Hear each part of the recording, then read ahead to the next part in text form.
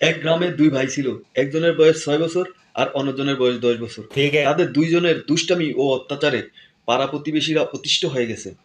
তাদের বাবা মা সবসময় চিন্তায় থাকতো, এই বুঝি ছেলেরা কিছু একটা ঘটিয়ে এলো। Bruh। একদিন গ্রামে এক মহান সাধু বাবা এলো, যার আশীর্বাদে নাকি সকলের মঙ্গল হয়।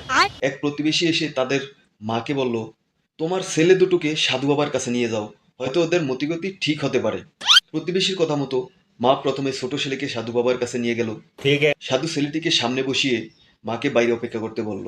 এরপর সাধু বাবা বাচ্চাটিকে বলল, বল বেটা, তুই ভগবানকে জানিস? বল ভগবান কোথায়? বাচ্চাটি কিছু বলল না, শুধু সাধুর দিকে তাকিয়ে রইল। সাধু আবার জিজ্ঞাসা করলো। ছেলেটি এবারও কিছু বলল না। সাধু বাবা এবার রেগে গিয়ে বলল, আমি কি বলছি শুনতে পাচ্ছিস না? বল ভগবান কোথায়? ছেলেটি কিছু না বলে ভয়ে ভয়ে সাধু বাবার দিকে তাকিয়ে রইল। হঠাৎ যেন ছেলেটির চেতনা এলো। সে উঠে দাঁড়িয়ে বাইরের দিকে ছুট লাগালো। সাধু তাকে বারবার ডাকলো, কিন্তু সে এক ছুটে ঘরে গিয়ে খাটের তলায় লুকিয়ে পড়লো।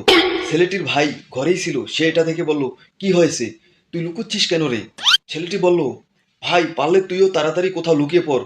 ভাইও খাটের নিচে ঢুকতে ঢুকতে বলল, কিন্তু হয়েছেটা কি, তুই এত ভয় পাচ্ছিস কেন?